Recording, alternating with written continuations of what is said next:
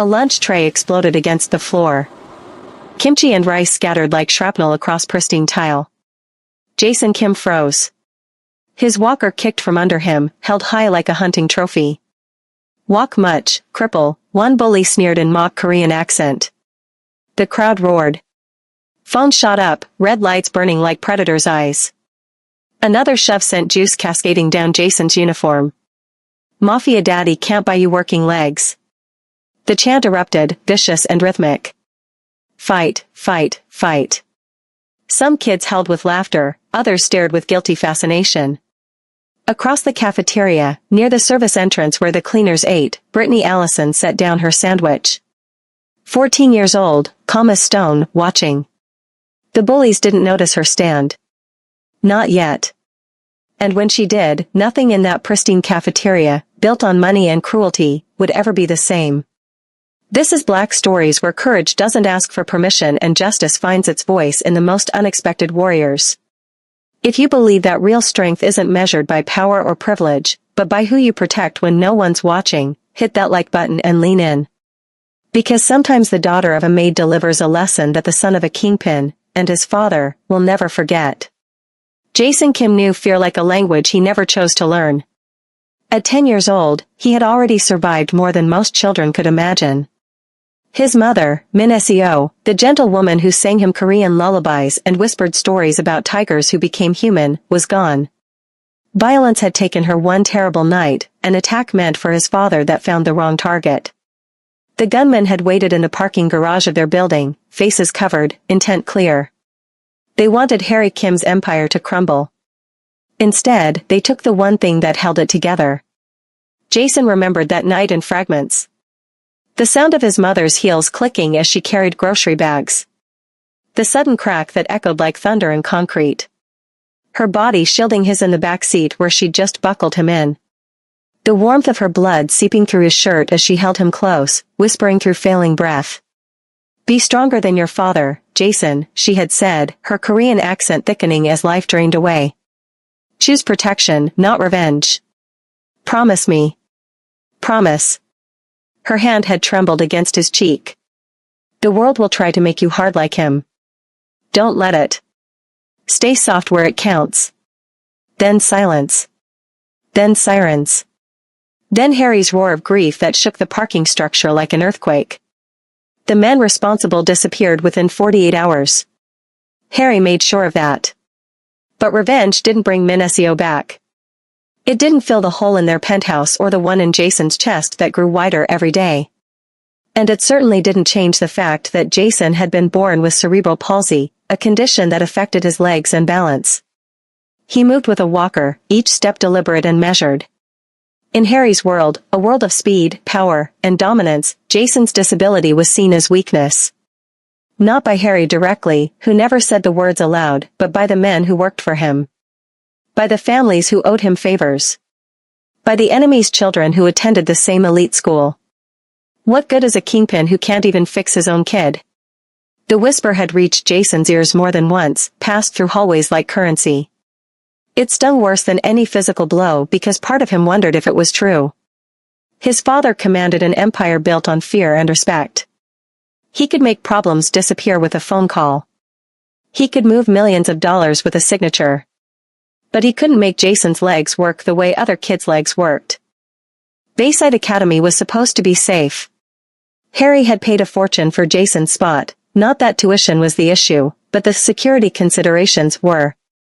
2 bodyguards waited in an SUV outside the school gates every day.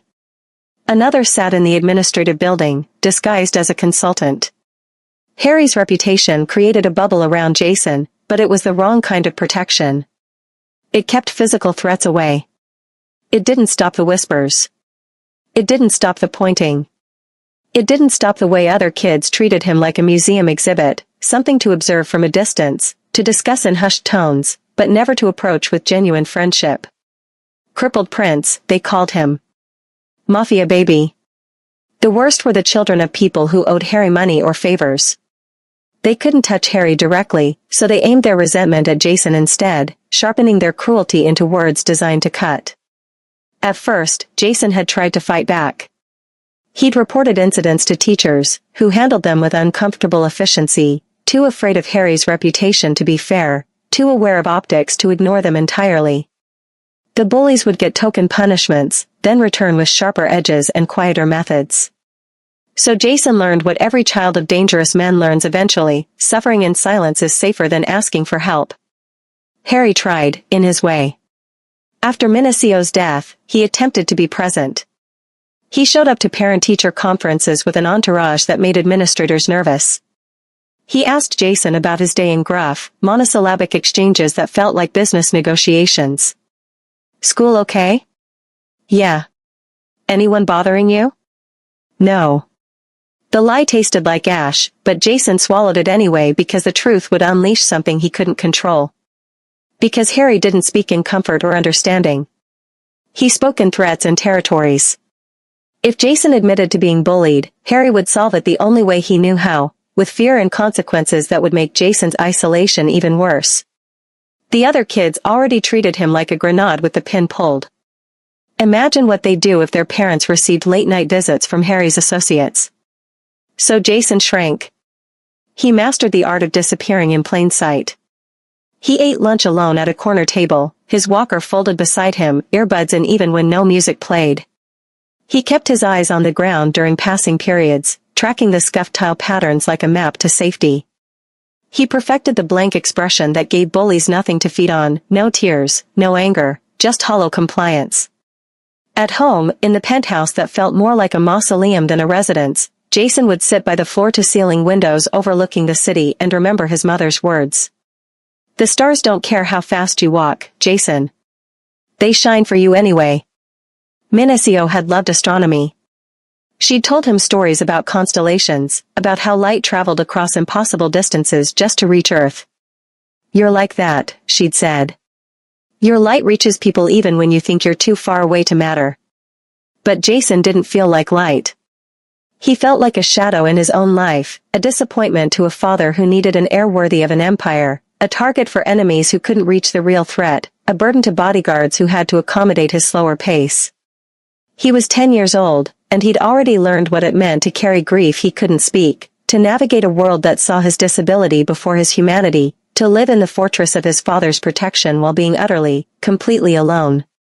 His mother's dying wish echoed in his mind every day: choose protection, not revenge. Stay soft where it counts. But how could he stay soft when the world demanded he harden just to survive each day? Jason didn't know the answer. So he did what he'd learned to do best. He stayed quiet. He stayed small. He carried his mother's words like a shield even as his body trembled under the weight of a cruelty that money and power could never quite stop. Brittany Allison was no stranger to being invisible. At 14, she had already mastered the art of moving through spaces without disturbing them, of existing in the margins where people's eyes slid past without recognition. It was a survival skill she'd learned young, honed by necessity and reinforced by her mother's constant warning: "Don't draw attention. We need this job." Her father, Master Frankie Allison, had been different. He'd taught her to command space, not shrink from it. Frankie had been a decorated army sergeant, the kind of man who walked with purpose and spoke with authority earned through service. After 2 tours overseas, he'd returned to their Brooklyn neighborhood and opened a small dojo in a converted warehouse. The sign outside read Allison's Academy, where warriors are made, but everyone who trained there knew it was more than that. It was a sanctuary. In a community where kids stumbled into gang territory before they stumbled into opportunity, where violence was a language learned earlier than algebra, Frankie offered something radical: discipline as an alternative to destruction. He taught traditional martial arts, taekwondo, jiu-jitsu, a hybrid system he developed that emphasized control over chaos. But more than techniques, he taught a code. Brittany remembered sitting in the dojo after her father's classes, watching him bow to students who couldn't afford to pay, who came in wearing clothes that had seen too many washes and shoes held together with duct tape. He never turned anyone away. "Money doesn't make warriors," he'd say. "Character does." She was 8 when he started training her seriously. Before that, she'd played around the edges, mimicking movements, laughing when she fell. But 8 was when he sat her down on the mat, looked into her eyes with that intensity that made generals listen, and said, "Baby girl, I'm going to teach you something more important than how to fight. I'm going to teach you why not to." The code was simple in words, complex in practice: protect the weak. Never throw the first punch. Never fight for ego. Honor is choosing restraint when you could destroy. Strength isn't about what you can do to someone, Frankie would tell her, making her repeat it until the words became part of her breathing. It's about what you choose not to do. We protect, we don't punish. We stand, we don't strike first. That's honor. Young Brittany had struggled with this. She'd been bullied at school for her hand-me-down clothes, for the way her mother smelled like cleaning chemicals when she picked her up, for being the scholarship kid in programs designed for children whose parents had time and money. "Daddy, why can't I just hit them back?" she'd cried one afternoon, her 8-year-old fists clenched in frustration. "I'm strong enough." Frankie had crouched to her level, his calloused hands gentle on her shoulders. "Because baby girl, if you hit them, you become what they think you are, someone angry, someone without control. But if you move like water, redirect like wind, and stand like a mountain, you show them that discipline beats rage every single time. You show them they're wrong about you." "But what if they don't stop?" she'd asked, tears streaming down her face. His eyes had gone sad but fierce, the look of a man who'd seen too much violence to glorify it. "Then you protect yourself and others with the minimum force necessary. You control the situation without losing control of yourself. That's the difference between a warrior and a brawler. Warriors know when to fight. Brawlers just know how." Brittany was 10 when the deployment notice came. Frankie was being called back, a situation overseas that needed his expertise. He'd promised it would be quick, 6 months, maybe 8. He'd made her promise to keep training, to help her mother, to remember the code. She'd kept that promise even after the folded flag arrived. Even after the military funeral where men in uniform handed Paige a triangle of fabric that was supposed to represent a life of service. Even after the dojo closed because her mother couldn't run it alone while working 3 jobs to keep them afloat. Paige Allison worked night cleaning shifts at Bayside Academy, from 10 p.m. to 6 a.m., pushing industrial vacuums through hallways that reeked of privilege and pine sol. She worked day shifts at an office building downtown, emptying trash cans and scrubbing toilets for people who never looked at her face. On weekends, she picked up shifts wherever she could, catering events, retail stocking, anything that paid. Bills piled on their kitchen counter like accusations. Rent. Utilities. Groceries bought with coupons and careful calculation. Brittany's clothes came from thrift stores, her shoes worn so thin she could feel every pebble through the sole. Her backpack was the same one she'd had since 6th grade, its zipper broken, its fabric fraying at the seams. But what she'd inherited from her father wasn't money or comfort. It was something wealthier kids would never have, a code forged in sacrifice, discipline earned through sweat and tears, and the bone-deep knowledge that honor was a choice she made every single day. She trained alone now, in the community center's basement when it was available, in parks when it wasn't. She'd prop her father's photo, him in his dress uniform, smiling that proud smile, against whatever surface was available. Then she'd bow, the formal bow he'd taught her, and begin her forms. Every stance, every movement was a conversation with the man she'd lost. Every drop of sweat was proof that his lessons hadn't died with him. But she didn't show off. She didn't tell anyone at Bayside about her training. The unspoken rule hung over her life like a sword: don't draw attention. We need this job. Her mother had gotten Brittany enrolled at Bayside through a program for children of staff members, a token gesture of equity that let elite institutions claim diversity while keeping the children of janitors and cafeteria workers in their place. Brittany ate lunch near the service entrance, where her mother took breaks between mopping floors. She wore thrift store jeans while other kids wore designer labels. She carried last year's phone while they filmed TikToks on the latest models. The whispers followed her everywhere. She doesn't belong here. Look at those shoes. The cleaning lady's kid. Other students would pass her in hallways without seeing her, their eyes sliding past as if she were part of the infrastructure, as invisible as the walls her mother scrubbed. Brittany had learned to observe from the margins. She saw everything, the hierarchies, the cruelties, the way money created invisible armor that let some kids destroy others without consequence. She saw the boy with the walker who ate alone, surrounded by an invisible bubble that reeked of dangerous protection. She saw which kids were hunters and which were prey. And every day, she made the same choice her father had taught her to make. She stayed quiet. She stayed disciplined. She protected her mother's livelihood by never becoming a problem. But inside, where her father's code lived like fire in her bones, she was always ready. Always watching. Always prepared for the moment when silence would no longer be an option. Because Frankie Allison had taught her one more lesson, the one that mattered most. Sometimes, baby girl, the greatest courage isn't fighting. It's knowing when you must. Listen. I spent weeks researching this story. I interviewed people.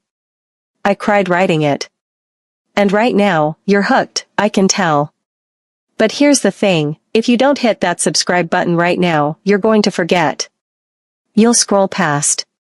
And when I post the next story that changes someone's perspective on life, that makes someone feel less alone in their pain, that story won't reach you. And maybe that was the story you needed to hear. So do yourself a favor. 2 seconds. Hit subscribe. Because stories like this, stories that make you feel something real, are rare. Don't let them pass you by. Bayside Academy gleamed like a promise it never intended to keep. The building was an architectural masterpiece of glass and steel, designed by someone famous whose name appeared on plaques throughout the campus. Floors buffed to mirror shines. Walls adorned with abstract art that cost more than most families' annual income. Hallways wide enough to accommodate the egos that strutted through them. This was where old money met new money met dangerous money, where children of hedge fund managers mingled with children of tech billionaires and, in rare cases, the offspring of men whose wealth came from enterprises the IRS didn't document.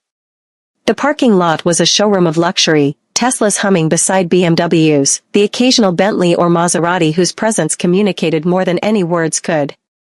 Everything at Bayside whispered power. The uniforms were custom-tailored.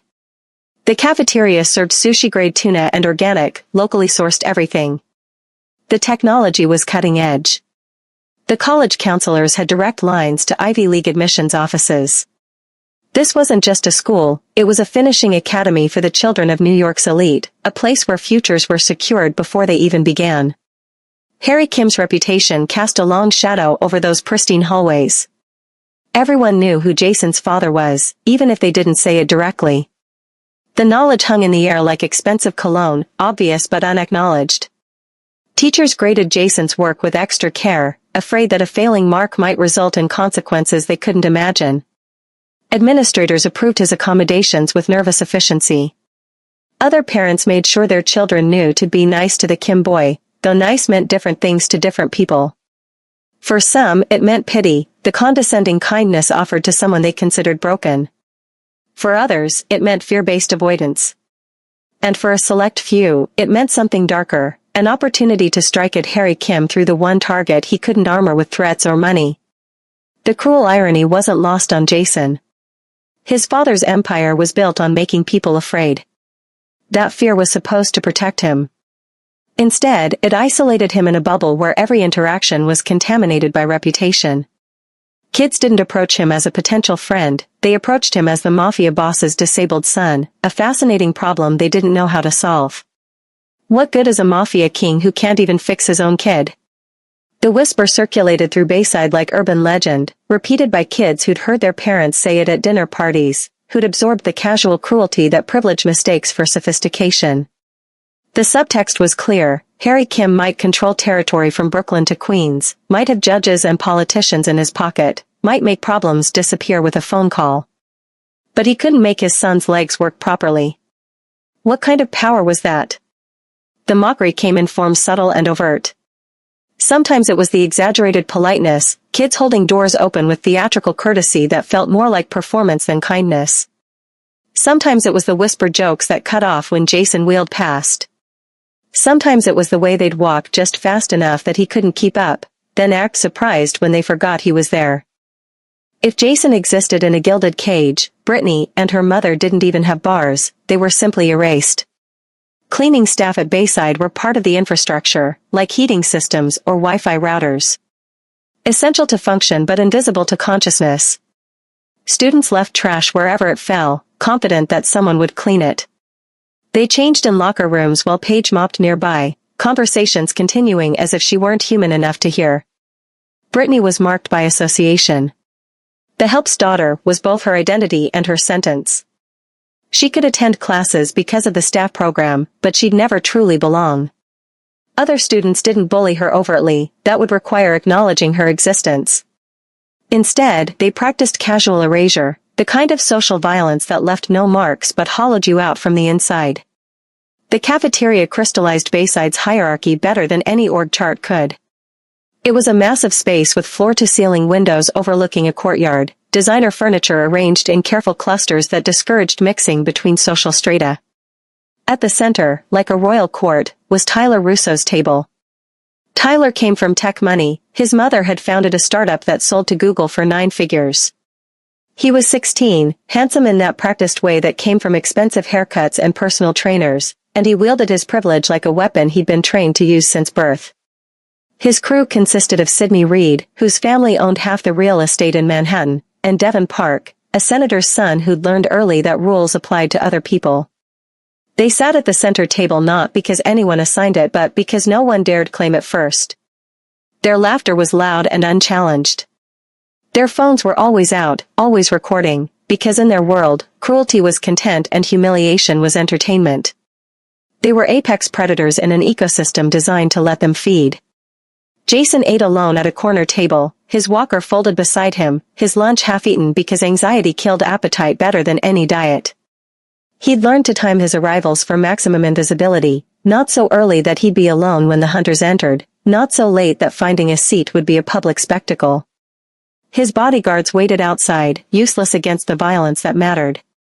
From his corner, Jason could see everything. He saw Tyler's table at the center, saw the other kids orienting themselves around it like planets around a sun.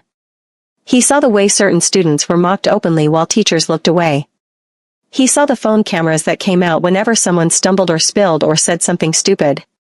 He saw the ecosystem of casual cruelty that money and privilege had cultivated. And near the service entrance, where the industrial kitchen met the dining area, he saw Brittany. She sat on a metal stool beside where her mother took lunch breaks, eating food packed from home in reused containers. Her clothes were clean but worn. Her posture was perfect but her eyes were down. She was 14 but carried herself with a stillness that seemed older, like she'd learned early that survival meant making yourself small. Jason had noticed her before, the way you notice anything that repeats in your daily pattern. The girl whose mother cleaned. The one who moved through hallways like a ghost. He'd never spoken to her, never spoken to anyone, really, but he recognized something in her silence. It was different from his own. His silence was defeat. Hers was something else. Something waiting. Tyler noticed her too, but in the way predators notice prey. "Hey, cleaning lady's kid," he'd called once, his voice carrying across the cafeteria. "Your mom miss a spot in the bathroom.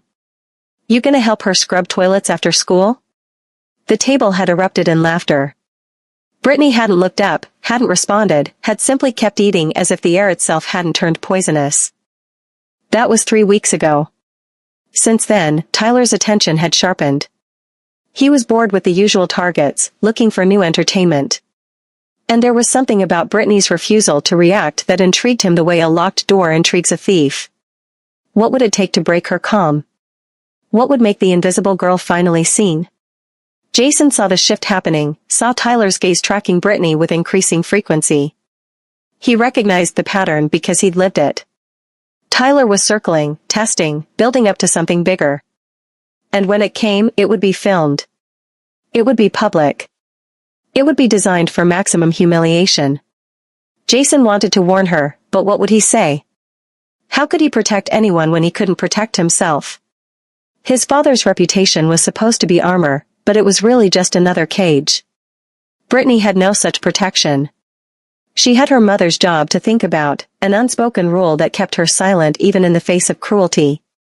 So they existed in the same space, invisible for different reasons, suffering different types of erasure. Neither knew that their paths were about to collide. Neither knew that the cafeteria, that pristine space built on money and hierarchy, was about to become a battlefield where everything would change. The gilded cage was about to break open. And when it did, the whole world would be watching. Friday lunch carried a different energy at Bayside Academy.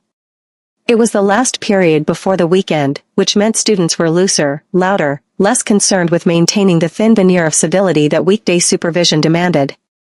Teachers rotated through the cafeteria in shifts, but their presence was more symbolic than effective, crossing guards at an intersection no one intended to respect.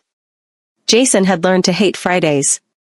The anticipation of freedom made his classmates reckless, and recklessness always found targets. He entered the cafeteria later than usual, his walker's rubber feet squeaking against polished tile. His bodyguards waited outside per school policy, a rule the administration had implemented after parents complained that armed security made their children uncomfortable.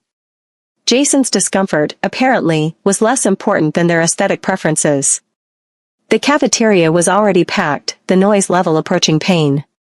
Jason made his way to his usual corner table, focusing on each step, on not stumbling, on being invisible enough that no one would notice his passage.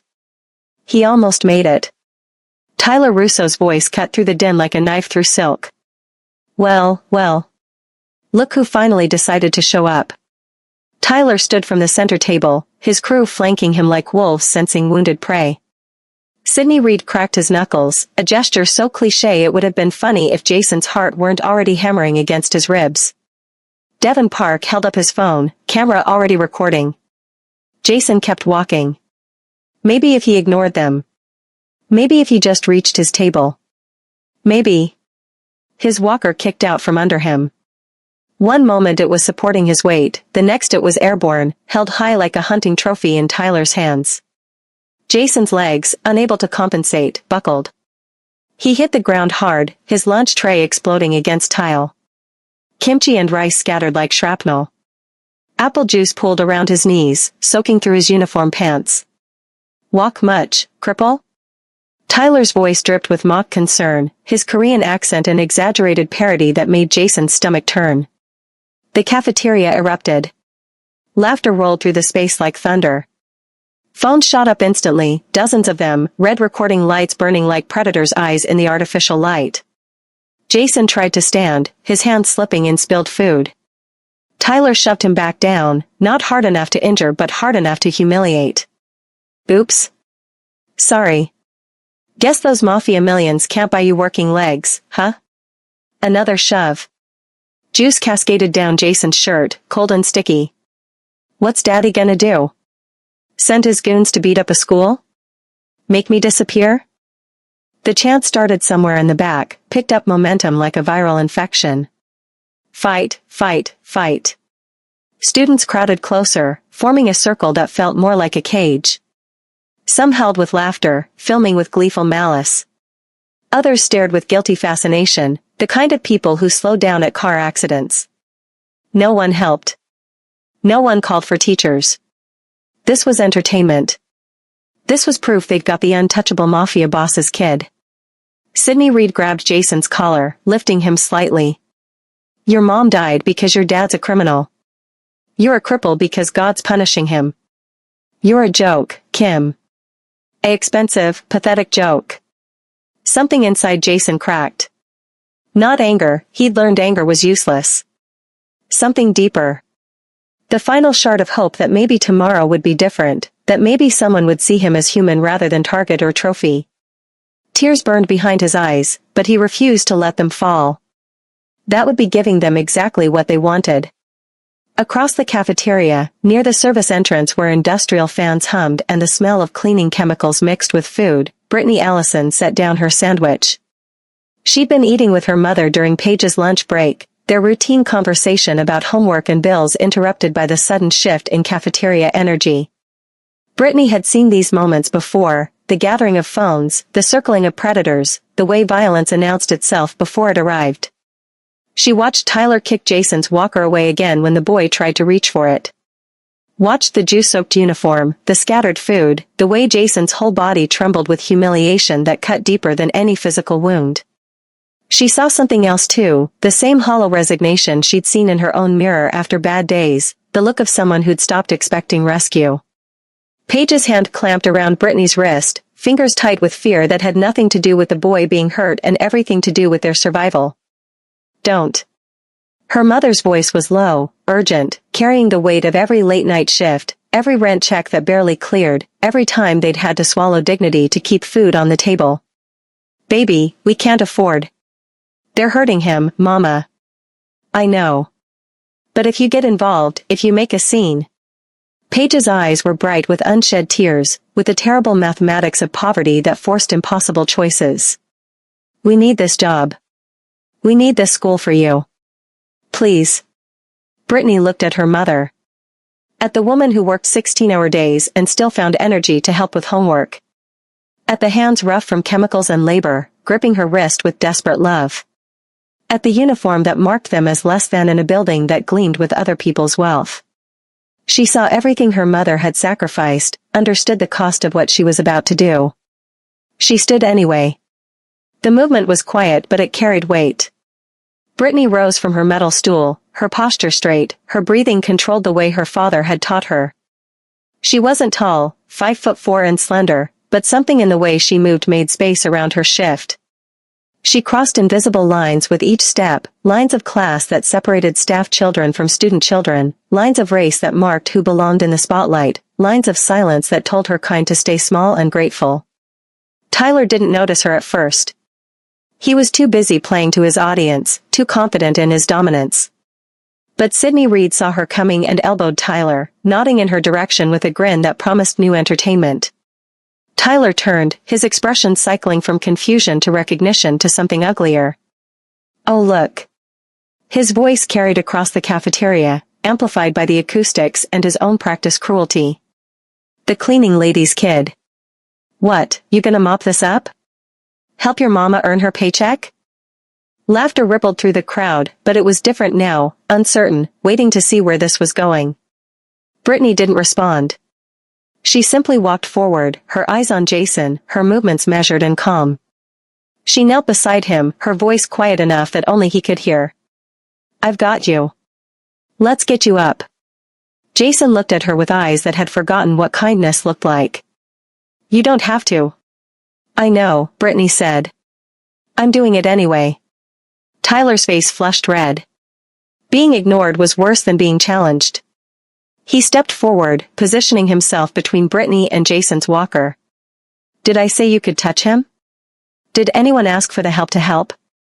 He emphasized the word help like it was an insult, which in his world, it was. Brittany met his eyes for the first time, and Tyler felt something unexpected, a flicker of uncertainty. There was no fear there, no anger, just steady assessment. Like she was measuring him and finding him wanting. It made him want to hurt her, to break that calm and prove he was the one with power here. Move, Tyler said, shoving her shoulder. Unless you want what he's getting. Brittany didn't move. She simply adjusted her stance slightly, weight distributed in a way that Tyler's shove barely budged her. Around them, phones focused, capturing everything. The chant had died, replaced by anticipatory silence. Everyone sensed something was about to happen. They just didn't know what. Tyler grabbed Jason's walker again, holding it out of reach. Come on, Maid's kid. Make me give it back. I dare you. And that's when Brittany made her choice. Not the choice to fight, her father's code forbade that. But the choice to stand.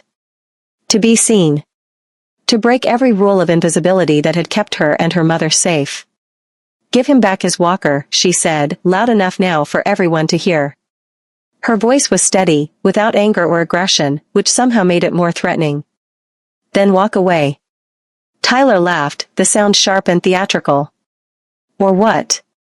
You'll tell your mama? Maybe she can scrub me into submission? The crowd laughed with him, phones recording every word, every gesture, capturing the moment for eternal replay. Or, Brittany said, her voice still calm, still controlled, you'll find out why you should have walked away when I asked nicely. The cafeteria held its breath. Tyler's face contorted with rage and something else, the dawning realization that maybe, just maybe, he'd miscalculated.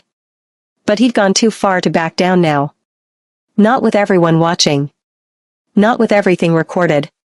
He dropped Jason's walker and stepped toward Brittany, his hands curling into fists. "Let's see what you got, cleaning lady's daughter." Brittany didn't move. She simply waited, her father's voice echoing in her memory, "Protect the weak. Never throw the first punch." She'd made her stand. Now she'd see it through, whatever came next. Behind her, Jason watched with wide eyes. Around them, the crowd pressed closer, phones high, capturing everything. The spark had ignited. And there was no putting it out now. Tyler swung first. It wasn't a calculated strike, it was rage translated into momentum, the kind of wild haymaker thrown by someone who'd never been taught proper form, who'd never needed it because size and aggression had always been enough. His fist cut through air where Brittany's head had been a microsecond before. She'd moved before his muscles completed the thought, her body reading the telegraph of his shoulder rotation, his weight shift forward. The movement was economical, efficient, a sidestep that took her just outside his range while keeping Jason behind her. Tyler's fist hit nothing but air and the momentum carried him stumbling forward, off balance. The cafeteria gasped. Phones zoomed in, capturing every frame. This wasn't what they'd expected. The cleaning lady's kid was supposed to get hit, supposed to cry, supposed to provide content that would trend for days. Instead, Tyler was stumbling like someone had pulled his strings wrong. "Stand still." Tyler snarled, his face flushed with embarrassment and exertion. He charged again, this time attempting a tackle, trying to use his size advantage. Brittany waited until the last possible moment, that fraction of a second when commitment becomes inevitable, then pivoted. Her hand caught his shoulder, not striking but guiding, redirecting his momentum with the kind of precision that comes from 10,000 hours of practice. Tyler's own force became his enemy. He crashed into the center table, designer lunch trays scattering, organic quinoa bowls exploding across pristine surfaces. The table leg scraped against tile with a sound like a scream. Sydney Reed moved next, charging from Brittany's blind side with the calculated aggression of someone who wrestled for sport. He was bigger than Tyler, more athletic, and he'd wrapped up opponents before. His arms reached for her waist, intending to lift and slam her into the ground. But Brittany had already sensed him, her father's training had made her aware of space and movement in ways that went beyond sight. As Sydney closed in, she dropped her center of gravity, making herself heavier than her frame suggested. His hands found nothing to grip. Then she stepped inside his guard, her shoulder pressing against his chest at precisely the angle that turned his forward momentum into rotational force. Sydney went sprawling, his athletic grace betrayed by physics he didn't understand. He hit the floor hard, sliding through spilled juice and kimchi, his designer polo streaked with food and humiliation. The cafeteria erupted. This wasn't entertainment anymore, this was something else. Something none of them had language for. The girl who cleaned their spilled drinks, whose mother mopped their floors, was dismantling two of Bayside's most athletic students without breaking a sweat. Without throwing a punch. Without even breathing hard. Can we just stop for a second? Because if you're feeling what I'm feeling right now, if your chest is tight and your eyes are burning, then you understand why I can't stop telling these stories. This is real pain. Real love. Real sacrifice. And if you value content that doesn't insult your intelligence or numb your emotions, then you owe it to yourself to subscribe. Not because I need it. Because you need to know that stories like this exist. That someone out there is still creating things that matter. Hit subscribe. Then let's finish breaking your heart together. Tyler scrambled to his feet, rage overtaking any sense of self-preservation. You think you're special? You think some ghetto karate makes you better than us? He grabbed a lunch tray, wielding it like a weapon. The crowd tensed. This was escalating beyond the usual cafeteria theater. He swung the tray at Brittany's head. She ducked under it, the metal passing so close she felt the air displacement. Tyler stumbled from his own missed swing, and Brittany's foot swept behind his ankle, not a kick, just a gentle removal of the ground beneath him. He went down again, the tray clattering away. In that moment, Brittany wasn't in Bayside's cafeteria. She was 8 years old again, sitting on the mat in her father's dojo, tears streaming down her face because the girls at school had mocked her shoes, her lunch, her very existence. Daddy, why can't I just hit them back? Her child voice cracked with frustration. I'm strong enough. Frankie Allison had set down the heavy bag he'd been working on and crouched to her level, his massive hands gentle on her small shoulders. Because baby girl, strength isn't about what you can do to someone. It's about what you choose not to do. His eyes held that intensity that made generals listen during his service. We protect, we don't punish. We stand, we don't strike first. That's honor. But what if they don't stop? 8-year-old Brittany had asked, her fists clenched tight with powerless anger. His expression had shifted, sad but fierce, the look of a man who'd seen enough violence to know its true cost. Then you move like water, redirect like wind, and stand like a mountain. He'd taken her small fists in his large hands, gently unclenching them. You show them that discipline beats rage every single time. You show them they're wrong about you. About us. How? By never becoming what they think we are. By being so controlled, so precise, that they can't deny our mastery. Violence is easy, baby girl. Restraint? That's where real strength lives. Back in the cafeteria, Tyler and Sydney were on the floor. Devon Park was circling like a fighter who'd just watched his corner men get dismantled. Brittany hadn't thrown a single punch. She'd simply moved like water, redirected like wind, stood like a mountain. Exactly as her father had taught her. Devon was smarter than his friends, or maybe just more cautious.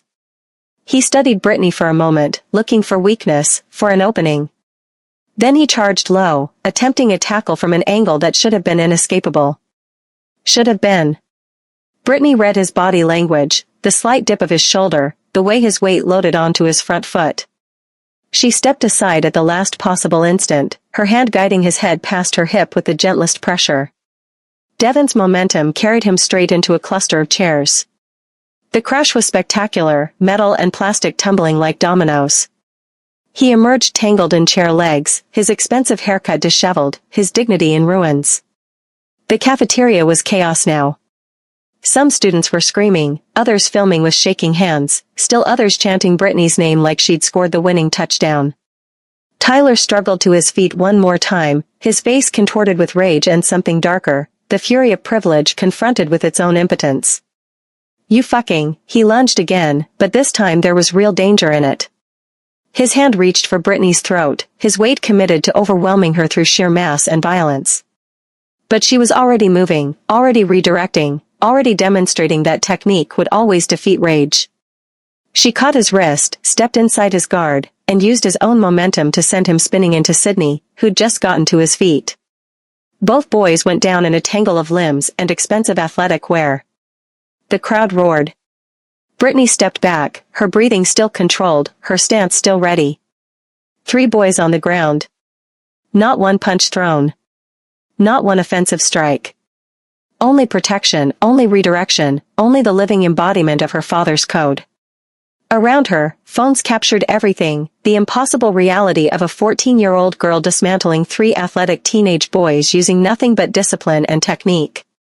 She turned away from Tyler's crew and walked to where Jason sat frozen, watching her with something between awe and disbelief. She picked up his walker from where Tyler had thrown it, checked it for damage, then extended her hand to Jason. Let's get you up, she said, her voice steady as stone despite the chaos surrounding them. Jason took her hand, his fingers trembling. She pulled him up with practiced care, the kind that suggested she'd helped people stand before, that understood the mechanics of balance and support. Once he was upright, she positioned his walker correctly, adjusted the handles to account for his posture. Then she met his eyes, and for the first time since his mother died, Jason felt truly seen. Stand tall, Brittany said, loud enough that the whole cafeteria could hear despite the noise. You're stronger than they'll ever be. Around them, the world erupted into chaos, security was pushing through the crowd, teachers were shouting, students were screaming or cheering or capturing everything on their phones. But in that moment, standing together surrounded by overturned chairs and spilled food and the wreckage of Tyler's pride, Jason and Brittany existed in a bubble of something approaching peace. He stood taller. And for the first time in forever, he believed the words someone had spoken to him. Security burst through the cafeteria doors like they were executing a raid. 3 officers in Bayside's gray uniforms, radios crackling, hands already reaching for Brittany before they'd assessed the situation. It happened so fast. One moment she was helping Jason stand, the next she was being grabbed by rough hands that didn't care about gentleness or truth. "Don't move," the lead officer shouted, his grip on Brittany's arm hard enough to bruise. "Hands where I can see them." They'd made their assumptions in the 30 seconds it took to respond to frantic cafeteria calls. Black girl standing over 3 white and Asian boys on the ground. The daughter of a cleaning lady in an altercation with students whose parents donated to the building fund. The conclusion seemed obvious to men trained to see certain patterns and blind to others. Brittany didn't resist. Her father had taught her this too, how to survive encounters with authority, how to make yourself non-threatening even when you'd done nothing wrong. She let them grip her arms, let them position her against the wall, let them treat her like the problem they'd already decided she was. It wasn't her. Jason's voice cracked through the cafeteria din, high and desperate. But security ignored him. The Mafia boss's disabled kid was a victim by default. The cleaning lady's daughter was suspicious by design. Paige came running from the kitchen, still wearing her cleaning uniform, rubber gloves dripping soapy water. Her face held every nightmare a parent carries, the terror of seeing your child in danger, the helplessness of knowing your poverty makes you powerless to protect them. She pushed through the crowd with none of her usual deference, her voice breaking. "That's my daughter. Let her go." She didn't, her words died as she saw the scene, Brittany against the wall, Tyler and his crew getting to their feet with security treating them like victims, phones everywhere capturing her family's humiliation for eternal replay. Tyler stood up, his lip bleeding but his smirk intact. He'd lost the physical confrontation but he was already winning the narrative. "She attacked us for no reason," he said, his voice carrying the wounded innocence of someone who'd practiced lying to authority his whole life. "We were just talking to Jason, trying to be friendly, and she went crazy. Started hitting people." Sydney Reed nodded, wincing theatrically. "She's been threatening me for weeks. Said she was going to make us pay. I guess this is what she meant." Devon Park, extracting himself from the chair tangle, added his testimony. "It was unprovoked, sir. Completely unprovoked. I think she has some kind of anger problem." The security officers nodded, their assumptions confirmed. The head officer pulled out handcuffs. Actual handcuffs, for a 14-year-old girl whose only crime was protecting someone who couldn't protect himself. Paige sobbed, reaching for her daughter, being pushed back by an officer who said, "Ma'am, stay back," with the kind of authority that erases mothers into maids. The cafeteria felt like it was spinning. Jason watched in horror as the girl who'd saved him was being arrested for the crime of her courage. Tyler's smirk widened.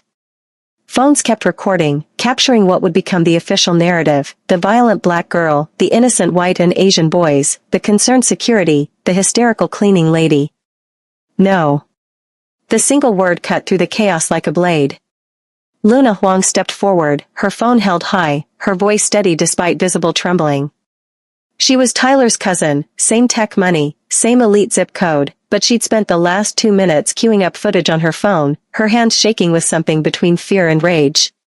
"No," she repeated, louder now. "That's not what happened." Tyler's smirk faltered. "Luna, stay out of this. I recorded everything." Luna's voice gained strength. She was small, barely 5 feet, but she commanded space through sheer moral weight. "Every single thing. From the moment you kicked Jason's walker until Brittany put Devon in those chairs. And it's already uploading to cloud storage, so don't even think about trying to take my phone." She connected her phone to the cafeteria's smartboard system, the same screens Tyler's crew used to humiliate their victims, now repurposed for truth. The footage began playing, impossibly clear, every word captured by Luna's premium phone camera. The cafeteria watched in collective silence as Tyler's voice emerged from the speakers, dripping with mock Korean accent. "Walk much, cripple?" They watched Jason hit the ground, food exploding around him. They heard Sydney's words, "Your mom died because your dad's a criminal. You're a cripple because God's punishing him." They saw phones rise immediately, saw the crowd gather for entertainment, saw Tyler shove Jason down again and again. They saw Brittany stand, saw her mother try to stop her, saw her cross the cafeteria with quiet determination. They heard Tyler's words, "The cleaning lady's kid. You gonna mop this up?" The footage showed everything with brutal clarity. Brittany never initiated contact. Never threw a punch. Every movement was defensive, every technique designed to protect rather than harm. The video showed Tyler swing first, showed Sydney charge second, showed Devin attempt his tackle. Showed Brittany redirect, guide, control, showed water flowing around rocks. And it captured audio. Brittany's voice, calm and clear, "Give him back his walker. Then walk away." Tyler's response, "Let's see what you got, cleaning lady's daughter." The racial edge in his words, the casual cruelty, the way he weaponized her mother's job like it was ammunition. The security officer holding Brittany's arm slowly released her. The head officer's face had gone pale, realizing how close they'd come to arresting a victim while treating aggressors like wounded innocents. Tyler's smirk had completely vanished, replaced by calculation, already thinking about lawyers, about how to spin this, about damage control. But Luna wasn't done. She disconnected her phone and faced the crowd, her voice carrying despite her size. "This is what happens here. Every day. People like Tyler torment people like Jason, and we all just film it for entertainment. And when someone finally stands up, we assume they're the problem because of what they look like or who their parents are." Paige moved to her daughter, wrapping Brittany in arms that shook with relief and fury and love. Security stood awkwardly, radio silent now, uncertain how to proceed when the evidence contradicted every assumption they'd made. Brittany gently extracted herself from her mother's embrace and faced the cafeteria. When she spoke, her voice was calm but it carried weight that silenced even the most distant whispers. "We don't throw the first punch," she said, each word deliberate. "We don't fight for ego. We stand for those who can't stand alone. That's what my father taught me." Master Sergeant Frankie Allison, who served this country and came home to teach kids like me that honor means choosing restraint when you could destroy. She looked directly at Tyler, at Sydney Reed, at Devon Park. "You have everything, money, privilege, safety. And you chose to use it to hurt someone who'd never done anything to you except exist. That's not strength. That's cowardice dressed up in expensive clothes." For the first time in months, Jason found his voice. It started quiet, barely audible, then grew stronger as Paige noticed and touched Brittany's shoulder, as students nearby turned to look. "She saved me," Jason said, his voice cracking but carrying. "They would have hurt me, and she saved me. She's braver than anyone in this room." The cafeteria erupted. Not with fight this time, but with something different, justice. "Brittany. Justice." The chant built like a wave, students who'd been silent witnesses finally finding their voices. Some were crying, others shouting, still others just holding up their phones with Luna's video replaying, sharing it to every platform they could access. Within seconds, the footage was everywhere. Instagram, TikTok, Twitter, the algorithmic machinery of virality recognizing gold when it saw it. Hashtag Maid's Kid Saves Kingpin's Son started trending before security had figured out what to do. Hashtag Real Strength followed seconds later. Paige held her daughter as students swarmed them, not with mockery but with support. Kids Brittany had never spoken to were touching her arm, thanking her, apologizing for their silence. Jason stood beside his walker, tears streaming down his face, watching the girl who'd been invisible finally, devastatingly seen. Security made Tyler, Sydney, and Devon leave the cafeteria, finally treating them like what they were, aggressors caught on camera, their cruelty immortalized in high definition. The head officer approached Brittany and Paige with what might have been an apology forming on his lips, but Paige's look stopped him cold. "Don't," she said quietly. "Just don't." And there, surrounded by overturned furniture and scattered food and the wreckage of assumptions, two families stood together. The son of a crime boss and the daughter of a cleaning lady, both finally protected not by money or power, but by truth and courage, and one 14-year-old girl who'd learned that standing up was worth any cost. The video kept spreading. And everything was about to change. The video hit social media like a match dropped in gasoline. Within minutes, Luna's footage had escaped Bayside's bubble and entered the algorithmic machinery that decides what the world pays attention to. The numbers climbed with dizzying speed, 10,000 views, 50,000, 100,000. By the time Brittany and Paige left the school that afternoon, the video had crossed 1 million. The juxtaposition was irresistible to an internet hungry for stories that upended expectations. Daughter of a cleaning lady. Son of a crime boss. A cafeteria in an elite academy where tuition cost more than most people's annual salary. 3 wealthy boys humiliated by a girl they dismissed as invisible. Discipline defeating privilege. Honor answering cruelty. The narrative wrote itself, and millions rushed to share it. Hashtag Maid's kid saves Kingpin's son trended within an hour. Hashtag real strength followed. Hashtag Brittany Allison became a name that people who'd never met her felt they knew intimately. Instagram filled with screenshots of the moment Brittany returned Jason's walker, that instant where vulnerability met strength and something fundamental shifted. TikTok exploded with reaction videos, people watching the footage with tears streaming down their faces, with rage at Tyler's mockery, with awe at Brittany's technique. The comments section became a digital town square where strangers gathered to witness something that mattered. She didn't throw a single punch and dismantled 3 guys. That's what actual martial arts looks like. Notice how the Mafia boss's money couldn't protect his son but the maid's daughter could. That says everything about real power. I'm crying at Stand Tall. You're stronger than they'll ever be. That's the most powerful thing I've heard in years. This is what discipline over destruction looks like. This is what honor looks like. This is what real strength looks like. The way she helped him up before defending him. The way she never lost control. The way she carried her father's legacy. I'm not okay. But the internet didn't stop at commentary. It did what it does best when properly motivated, it investigated. Within hours, digital detectives had traced Brittany's lineage, found Frankie Allison's military records, discovered his community dojo, located obituaries and news articles about a decorated veteran who dedicated his post-service life to teaching inner-city kids discipline as an alternative to destruction. News outlets picked up the story by evening. Local channels sent crews to Brooklyn, to the neighborhood where Frankie had taught, to the community center where his dojo sign still hung even though the space had been repurposed.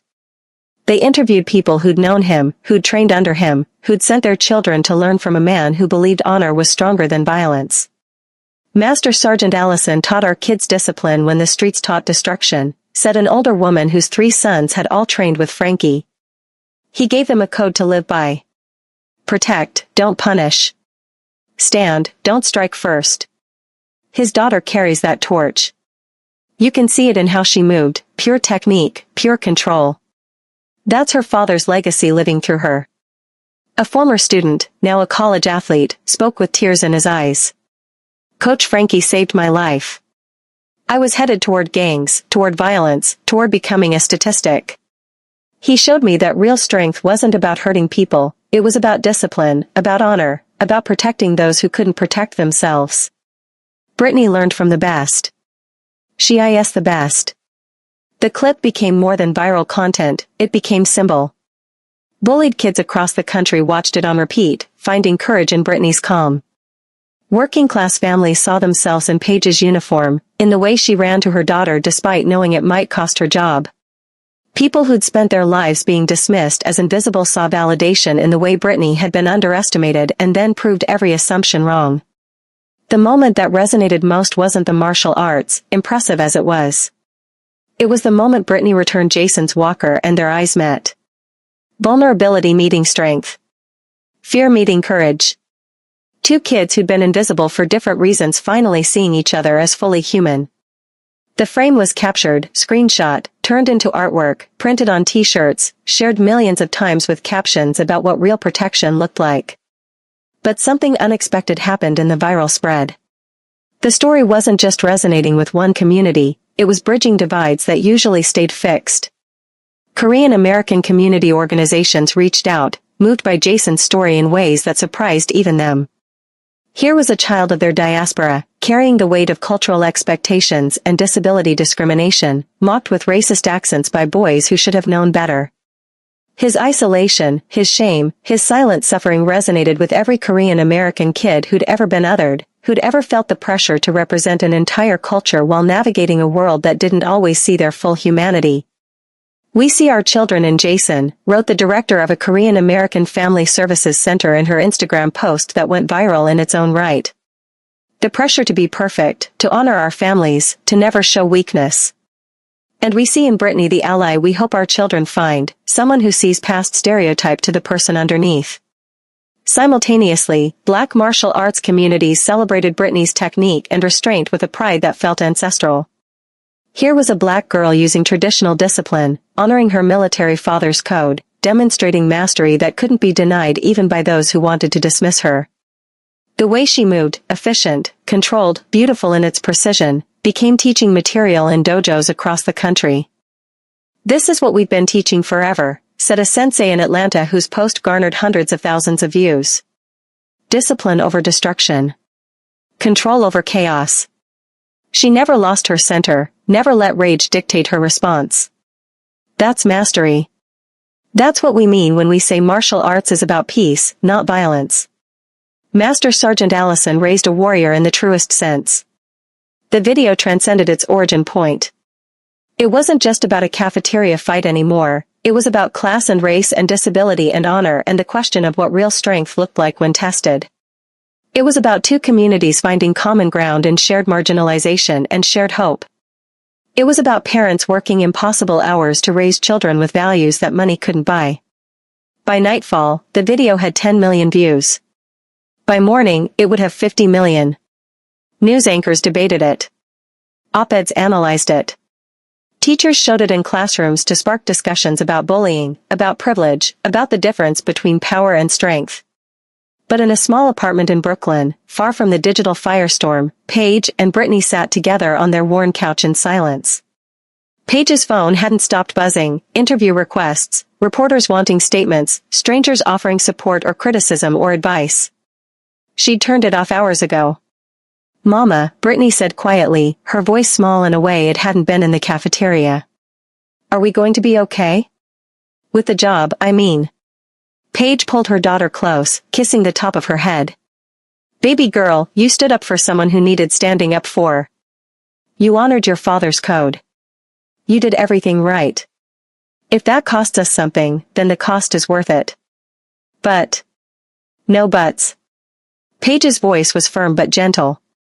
"Your daddy taught you to protect the weak and never throw the first punch. You did exactly that. I'm proud of you. He'd be proud of you. The whole world is seeing what I've always known, you're extraordinary." Brittany cried then, the adrenaline finally draining, the weight of everything finally landing. Paige held her, rocking slightly, humming the same lullaby she'd hummed when Brittany was small. Outside their window, the city lights blazed. Somewhere, the video kept spreading, kept sparking conversations, kept changing minds and hearts. And in a penthouse across town, a crime boss was watching that same video for the dozenth time, seeing his son suffering with eyes finally opened, beginning to understand that the woman holding her daughter in that small Brooklyn apartment had taught him something his entire empire couldn't, what real strength actually meant. Harry Kim's private office occupied the top floor of what public records listed as an import-export consulting firm. The legitimate face of an organization whose actual business happened in shadows and handshakes, in territories marked by silence rather than signs. The room was all dark wood and leather, windows tinted enough to see out but not in, the kind of space that communicated power through restraint. He sat at the head of a mahogany table, surrounded by his lieutenants, men who'd proven their loyalty through years of service, who knew when to speak and when silence was survival. They were reviewing territory disputes in Queens, discussing someone's unpaid debt, planning responses to encroachment that couldn't be allowed to stand. Standard business for an organization that operated in the margins of legality. Harry's phone buzzed on the table. He ignored it. His people knew better than to interrupt these meetings unless the building was literally on fire. It buzzed again. Then again. A fourth time. The lieutenant mid-sentence faltered, glancing at the phone with concern that rippled through the room. "Boss," one of his men ventured carefully, "might be important." Harry picked up the phone, irritation flickering across his face. 12 texts. 7 missed calls. All from different members of his organization, all marked urgent. He opened the first message. "Your son is trending." The words made no sense. Jason didn't trend. Jason barely existed in the public consciousness beyond being the Kim kid in whispered conversations. Harry opened the link attached to the message, his lieutenants watching with nervous attention as his expression shifted from confusion to something harder to define. The video played on his phone screen. Harry watched it once, completely still, his face an unreadable mask that had been perfected through decades of never showing weakness. The cafeteria. Jason on the ground, food scattered, Walker kicked away. Tyler's mock Korean accent cutting through the audio like a knife. The crowd's laughter. The phone's recording his son's humiliation like it was entertainment. He watched the video again, slower this time, and this time he saw what he'd been missing for months. Every detail he'd been too absent to notice, too focused on protection as concept to recognize protection as need. The way Jason flinched before the push came, like he'd learned to anticipate violence. The practiced invisibility in how he tried to make himself small. The shame in his posture, like he believed he deserved this because his legs didn't work the way other kids' legs worked. Harry's hands tightened around the phone hard enough that the screen protector cracked slightly. Then the girl appeared in the frame. The cleaning lady's daughter, he'd seen her exactly once, in passing, registered her the way he registered all service staff, as furniture that happened to breathe. But here she was, standing up from the margins, crossing the cafeteria with purpose that radiated from a 14-year-old frame like she carried her own gravity. He watched her help Jason up. Watched Tyler escalate. Watched this child, because that's what she was, a child, use technique Harry recognized from his own training decades ago. Pure discipline. Water redirecting stone. She hadn't thrown a single punch but she'd dismantled 3 teenage boys like they were training dummies, protecting his son with a skill that made his entire organization's muscle look clumsy.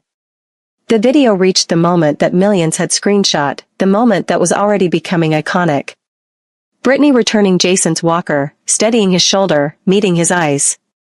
Stand tall. You're stronger than they'll ever be. Jason had stood taller. Harry's son, who'd learned to make himself invisible, who'd carried grief and shame like twin weights, had stood taller because a girl whose mother mopped floors had seen him as worth protecting. The meeting room was silent. Harry's lieutenants knew better than to speak, knew that whatever was happening in their boss's mind was territory they shouldn't enter uninvited. Harry set the phone down carefully, his expression still controlled, but something behind his eyes had shifted like tectonic plates rearranging. Meeting's over, Harry said quietly. Everyone out. They left without question, filing out with the discipline of soldiers who'd learned that obedience meant survival.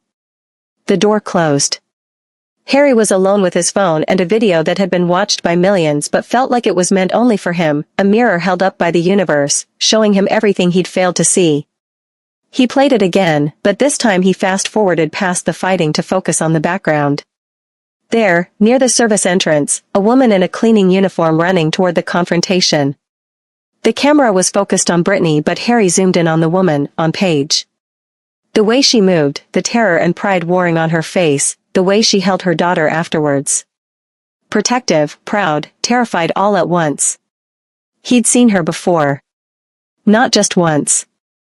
Months of seeing her without actually seeing. She cleaned Jason's school during night shifts that Harry scheduled his business around without ever considering why someone would work those hours. She existed in his peripheral vision the way wallpaper existed, necessary but unremarkable. Now he searched her name, found sparse digital footprints because people who worked 3 jobs didn't have time for social media. But he found photos, Paige in her uniform accepting an employee recognition award she probably couldn't afford to take time off to receive. Paige at a community event, smiling despite exhaustion that showed in the set of her shoulders. A years-old photo of Paige and a man in military dress uniform, Frankie Allison, whose obituary Harry found next. Decorated veteran. Community martial arts instructor. Died in service. Left behind a wife and daughter who inherited his code instead of his pension. Harry read about the dojo that had closed, about the community members who credited Frankie with saving their children from streets that devoured futures. About discipline taught as alternative to destruction. This woman raised a warrior on night shift wages. The thought settled in Harry's chest like a weight and a revelation. While he'd surrounded Jason with bodyguards and money and fear-based protection, Paige had raised Brittany with something more valuable, a code that meant she'd risk her mother's livelihood to protect a boy she'd never spoken to. A memory surfaced, sharp and unwelcome. Minicio on her deathbed, blood seeping through hospital sheets, her hand trembling against Harry's face. Promise me, don't let him grow up in fear. Not fear of others, not fear of disappointing you. Teach him to be strong in ways you never learned. I'll protect him, Harry had said, his voice breaking with grief and rage and helplessness. No one will touch him. I swear it. Minicio's eyes had held sadness that cut deeper than the bullets in her body. That's not the same thing, Harry. Protection isn't presence. Being safe isn't the same as being strong. Promise me you'll learn the difference. He'd promised because she was dying, and you promised dying people anything. But he'd never understood what she meant. Until now. Until a 14-year-old girl had demonstrated in a cafeteria what Harry's empire couldn't achieve, teaching Jason that he was worth standing up for, that strength came from character rather than the fear his last name inspired. Harry picked up his phone and made a call. Cancel everything. Clear my schedule. Boss, you've got the... I said cancel everything. His voice carried the kind of authority that ended conversations. I'm going to Bayside Academy. He stood, grabbed his jacket, headed for the elevator. His driver was already waiting, having learned long ago to anticipate Harry's movements. As they pulled into traffic, Harry played the video again on the car screen, this time focusing only on Paige's face in the background. The way she'd gripped Brittany's arm, don't. We can't afford, knowing exactly what standing up would cost, but watching her daughter do it anyway. The way she'd run when security grabbed Brittany, her dignity abandoned in maternal terror. The way she'd held her daughter afterwards, her body curled around Brittany like she could shield her from consequences with her own flesh. This woman raised a warrior on night shift wages, Harry thought again. What does that make her? The answer came quiet but certain, stronger than me. Harry Kim had built an empire on fear and force, had made men twice his size treat him like natural disaster-made flesh. He could make problems disappear with phone calls. He could move money like rivers changing course. But he couldn't do what Paige Allison had done, raise a child who chose honor when cruelty demanded its moment, who protected the weak when doing so risked everything. The car moved through Manhattan traffic toward Bayside Academy. Harry watched the city pass, towers of wealth and power built on foundations of people like Paige who cleaned their floors and raised warriors in the margins. His phone kept buzzing with messages. The video was at 20 million views now, heading toward 50 million, becoming phenomenon rather than content. But Harry wasn't thinking about numbers or reputation or how this affected his organization's image. He was thinking about his son standing taller because someone had seen him. He was thinking about the woman who'd taught her daughter that some things mattered more than safety. He was thinking about Minicio's dying words and the promise he'd broken without knowing it. The car pulled up to Bayside Academy.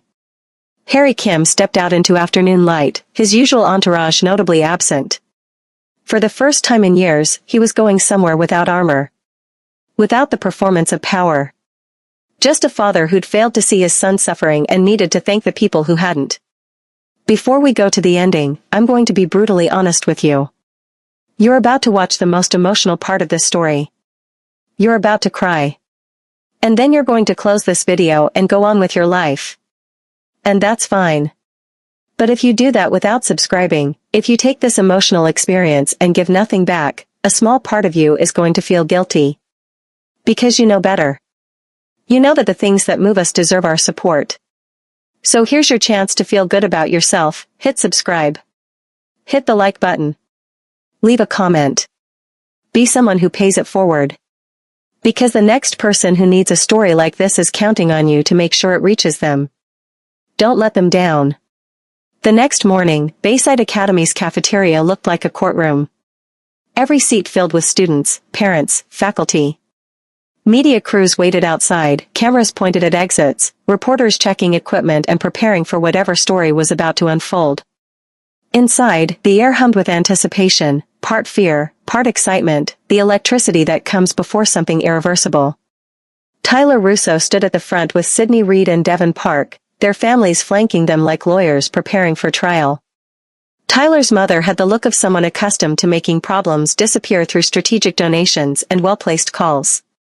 Sydney Reed's father kept checking his phone, already calculating damage control. Devin's parents, the senator and his wife, wore expressions that suggested this was an inconvenience rather than a crisis, something to manage rather than address. Principal Morrison stood at a podium, her prepared statement clutched like armor. The video had forced her hand, 50 million views created accountability that money couldn't quite erase. Based on irrefutable video evidence and investigation into a pattern of behavioral issues, Bayside Academy has made the decision to expel Tyler Russo, Sydney Reed, and Devin Park effective immediately. The cafeteria erupted. Some students cheered. Others gasped. Tyler's mother shot to her feet, outrage incarnate, already preparing legal threats. The principal raised her hand for silence, began explaining the reasoning, the policies that had been violated, the zero-tolerance stance Bayside would take going forward. Then the doors opened and Harry Kim walked in. Silence fell like a guillotine.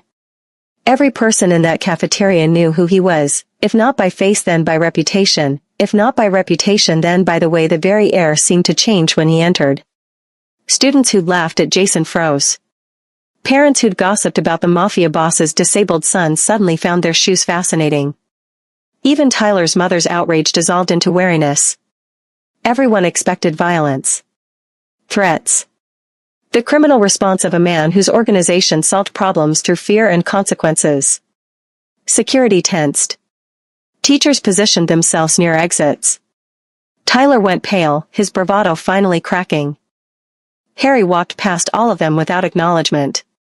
His eyes scanned the crowd until he found what he was looking for, Paige and Brittany standing near the back, partially hidden behind other families, trying to remain invisible even now.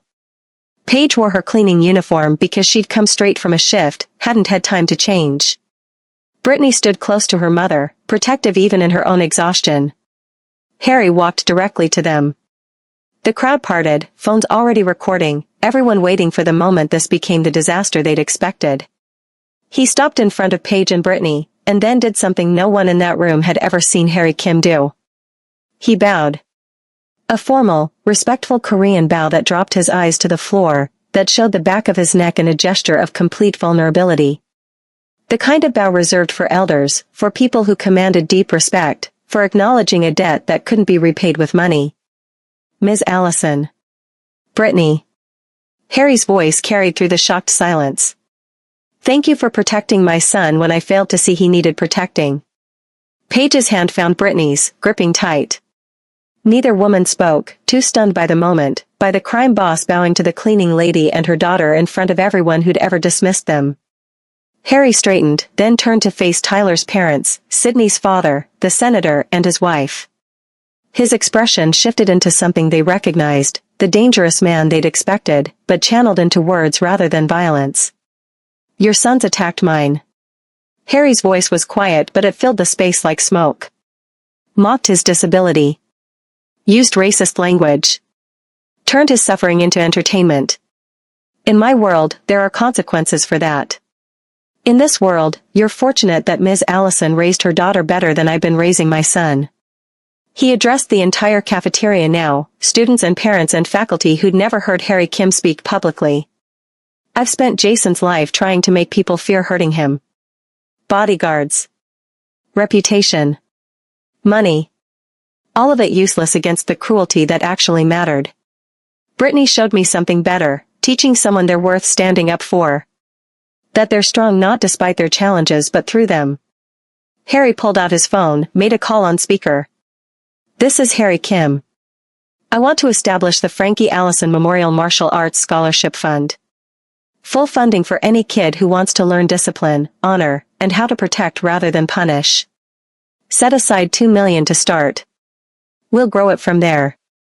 The cafeteria erupted again, but this time with applause that started scattered and built into a wave. Harry ignored it, focused on Tyler and his crew. You three will apologize. Not just to Jason and Brittany, but to every student you targeted. Recorded apologies.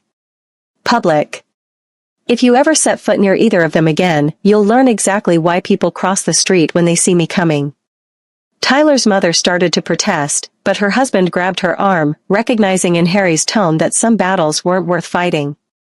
The senator opened his mouth, calculated political outcomes, closed it again. Sydney Reed's father, the real estate mogul, simply nodded once, a business transaction accepted. Harry moved through the crowd to where Jason sat with his walker, his son watching with eyes that held something between awe and fear. Harry sat down in the chair beside him, not hovering, not managing, just present. The gesture was awkward, unpracticed, but Jason's expression softened. "I'm sorry," Harry said quietly, just to Jason, though the nearby phones caught it anyway. "Your mother asked me to teach you to be strong. I didn't understand what that meant. I'm learning." Jason's hand found his father's, trembling slightly. "She saved me, Dad. Brittany saved me." "I know." Harry's voice cracked slightly. "We'll figure out how to say thank you. Together." The assembly dissolved into chaos, reporters rushing in now that the main event had concluded, parents trying to process what they'd witnessed, students swarming Brittany and Jason. Principal Morrison attempted to regain control, but it was useless. The story had already moved beyond institutional management into something larger. Weeks passed. The video's virality eventually subsided, replaced by the next phenomenon, but its impact didn't. Tyler and his crew issued their apologies through gritted teeth and left Bayside Academy's halls forever. The Frankie Allison Memorial Fund received donations from across the country, funding martial arts programs in communities that needed them. Brittany became something between celebrity and symbol, talked about by strangers, invited to speak at events, treated as inspiration by people who'd never met her. But in the quieter moments, away from cameras and comments, something unexpected developed. Harry called Paige on a Thursday evening, his voice careful. "Ms. Allison. I was wondering if I could buy you coffee. To talk about the kids." Paige, exhausted from a double shift, suspicious of kindness from powerful men, considered declining. "I'm not part of your world, Mr. Kim." "I know." Harry's voice held something that might have been vulnerability. "That's why I'm asking." They met at a diner between their worlds, not too nice, not too rough, neutral territory where crime bosses and cleaning ladies could be just two parents trying to figure out how to help their children. Coffee turned into dinner turned into Harry showing up at Jason's physical therapy appointments where Paige already was because Brittany had started helping Jason with homework. It was slow, careful, two people from impossible circumstances learning each other. Harry trying gentleness he'd buried under decades of violence. Paige teaching boundaries to a man who'd never heard no without consequences. They moved around each other like dancers learning new steps, aware that what they were building was fragile. The kids noticed first. Jason and Brittany had become friends, real friends, not just bonded by viral fame. She helped him with school, he made her laugh, they'd both discovered what it meant to be seen as fully human rather than incomplete stereotype. "Are your parents, like?" Brittany ventured one afternoon while they studied together in Jason's penthouse, both of them watching Harry and Paige talk by the windows, something intimate in the way they stood close without touching. Jason looked shy, hopeful, terrified. Would that be okay? If they were? Brittany considered. Your dad's kind of intense. Your mom makes him smile like I've never seen. He showed up to my martial arts demonstration last week. Sat in the back. Didn't say anything, just watched. Mom says he asks about you. Like, really asks. Wants to know what you're interested in, what you need. Brittany studied Jason, the boy who'd been on the ground when she first really saw him, now sitting taller, laughing more, carrying less shame. You stood up in that cafeteria. Spoke for me when security grabbed me. That means something. Jason's eyes got bright. You stood first. Literally stood. That means everything. 6 months after the video, Harry Kim did something even more unexpected than bowing to a cleaning lady. He proposed. But not before sitting down with Jason and Brittany separately, asking their permission in a way that made clear their answer mattered more than his own desires. The wedding was small, Harry's most trusted people, the ones who'd proven their loyalty meant more than fear, and Paige's church community, the people who'd supported her through Frankie's death and years of struggle. Jason and Brittany stood together, officially becoming siblings in a ceremony that felt less like obligation and more like choosing family. They merged households, Paige moving into the penthouse she'd once have cleaned, bringing warmth to space that had felt like mausoleum. Brittany gained protection she'd never had but didn't change who she was. Jason gained a sister who saw his strength and a mother figure who taught him that vulnerability wasn't weakness. The final morning started like any Monday at Bayside Academy. Jason and Brittany walked the halls together, his walker steady, her backpack slung over one shoulder. Students parted naturally, not from fear but from respect earned through viral fame and sustained through genuine character. They passed the cafeteria, that pristine space where everything had changed. Both paused at the doorway, looking at the spot where Tyler's table used to sit, where food had scattered, where a girl had stood up and a boy had found his voice. "I still can't believe you did that," Jason said quietly. "I still can't believe you spoke up," Brittany answered. "Testified for me when you could have stayed quiet. We did it together." Brittany smiled, adjusting Jason's backpack that had slipped, while he steadied her when she stumbled slightly over her shoelace. That's what family does. They entered together, and for the first time since their mothers had married their fathers, since Jason had lost Minicio and Brittany had lost Frankie, since money had created cages and poverty had created invisibility, both of them belonged. They mocked a boy for his disability. They dismissed a girl because her mother cleaned their school. They thought power meant money and muscle, that strength was measured in fear and status. But when cruelty demanded its moment, it wasn't wealth or violence that answered. It was discipline. It was honor. It was a 14-year-old girl who knew her father's code and a 10-year-old boy who found his voice. Together, they taught an elite academy, a crime boss, and millions watching online the most important lesson: true strength doesn't come from what you can take or destroy. It comes from who you protect when no one's watching and how you stand when everything tells you to fall. So, are you crying? Because I am. And if you felt even a fraction of what I felt writing this, if this story changed something in you, even for a moment, then you understand why I need you to do something. Share this. Not for me. For the person in your life who needs to be reminded that love is worth fighting for. That sacrifice means something. That even in darkness, we can choose to be light. And if you're not subscribed yet, after everything we just went through together, I honestly don't know what to tell you. Maybe you're numb. Maybe you're scared to feel too much. But I hope you come back. Because we're building something here. A place where stories like this live. Where emotions aren't edited out for comfort. Where we remember what it means to be human. Subscribe. Turn on notifications. And if you want, leave a comment and tell me, what moment destroyed you? What line will you remember forever? Let's process this together. Thank you for trusting me with your time. Thank you for feeling. And thank you for being here. This is Black Stories, where the invisible become undeniable and courage reshapes everything. If this moved you, share it for every child told they're not enough, every parent working night shifts to raise warriors, every soul who chose discipline over destruction. Subscribe, because we tell the stories where the underestimated don't just rise, they redefine what power really means. Until the next story, stay human.